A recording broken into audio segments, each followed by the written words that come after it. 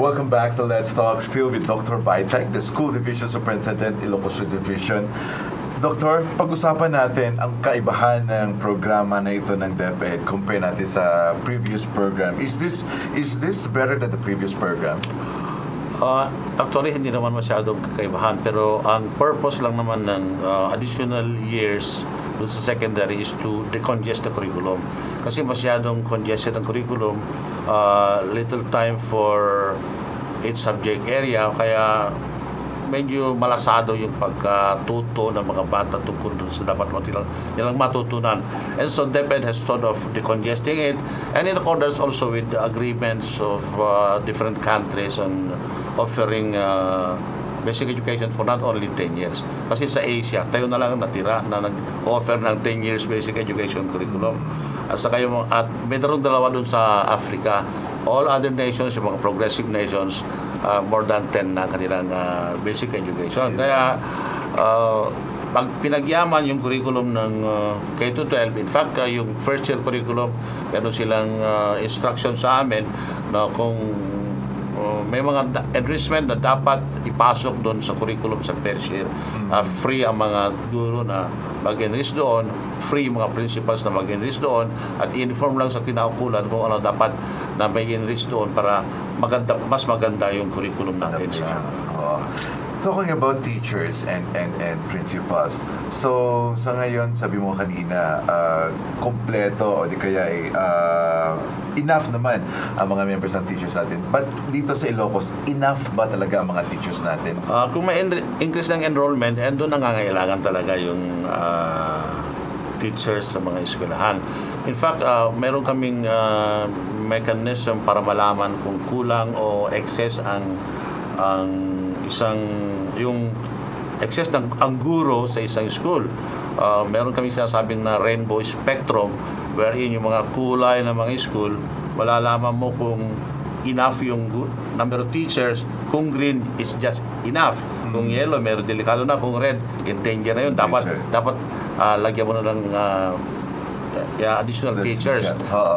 Yung mga ganon, kasi kung mag-request ka, principal stand, for example, principal kaya magre-request ng additional teacher, tingnan lang namin yung color code nila. Kung kailangan talaga, then i-request natin. Kung hindi na kailangan, huwag muna. In fact, magre-report tayo ng Basic Education Information System. Diretso na sa central office, meron kami tinatawag na EBIS, Electronic Basic Education Information System. Magre-report directly ang principal yung mga data tungkol sa kanyang school. Nakakas naman ng data center doon sa central office. Doon sila magde-decide kung kailangan ng guro o hindi. So they will just tell us, we are giving you this number of items na deploy sa mga school na ito as is, where is, no change. Ang gagawin lang namin ay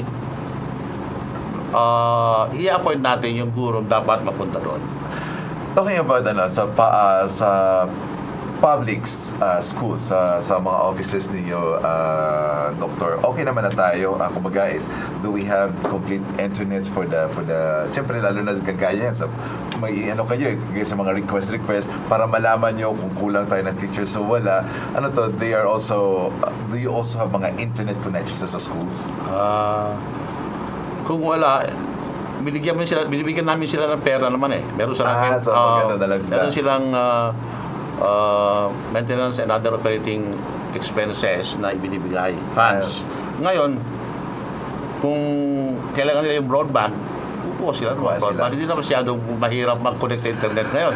May laptop ka, may computer ka, kuha ng broadband, meron ka na. Bakit kasi, mahirap ba mag-request ng ganun, sir, sa mga kagaya ng mga equipment sa school? Para naman medyo, kasi ang private usually meron na pero sa public parang ang hirap-hirap talaga. Bakit kaya? Meron na rin kami wala lang school siguro na walang computer ngayon. Pero internet connection wala pa na. Internet connection, sa secondary lahat na sila meron.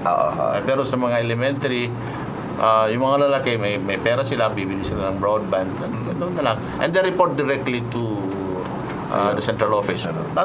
may report sila sa amin, meron pa rin sila sa regional office, meron din sa central office, kaya iisa lang yung database namin Yes. tungkol sa mga teacher needs, enrollment, lahat na nandun na.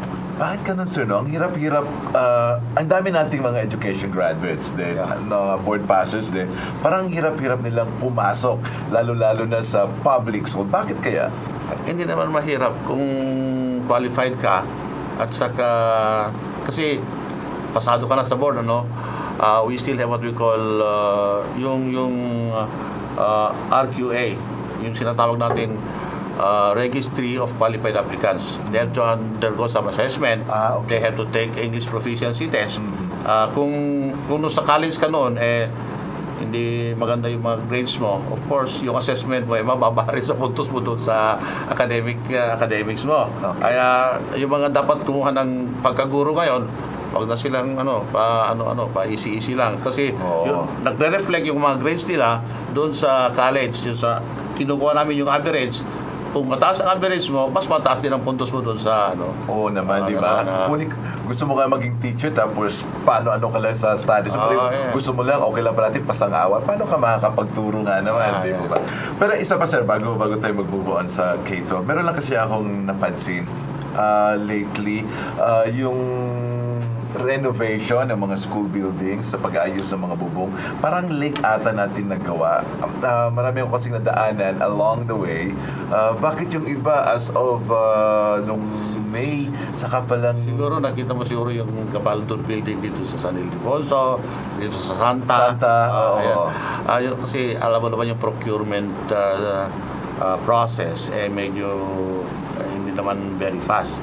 Kasi ang ginagawa natin, pag may go signal ang central office for the bidding of the project. Okay. Pero wala pa yung sub-aro na sinatawag natin, wala pa yung pera for that. But there is already go signal for the bidding.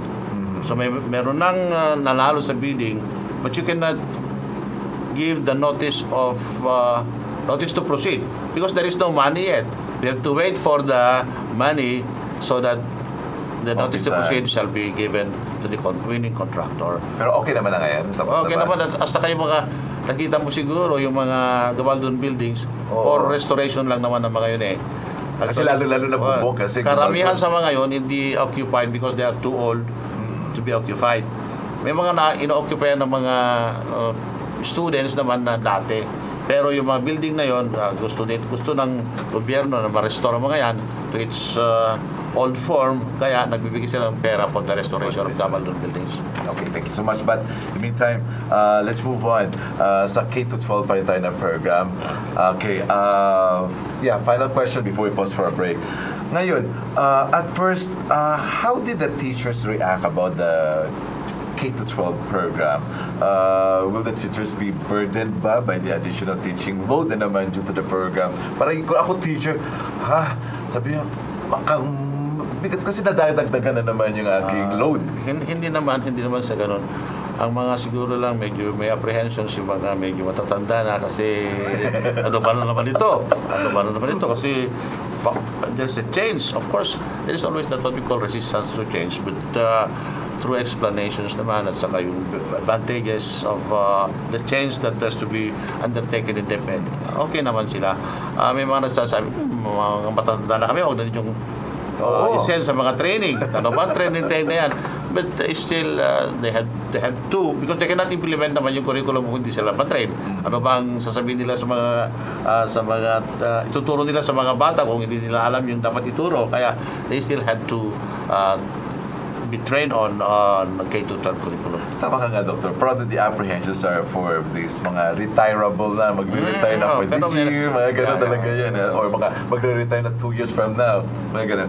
Anyway, sige, dyan ka muna, Doctor, at sa pagbabalik natin, pag-usapan pa rin natin ng K-12 program. Marami pa talaga akong itatanong sa'yo. Okay. There you have it. Sa pagbabalik ko natin, more of the K-12 program ng Department of Education sa final stretch yan ng Let's Talk.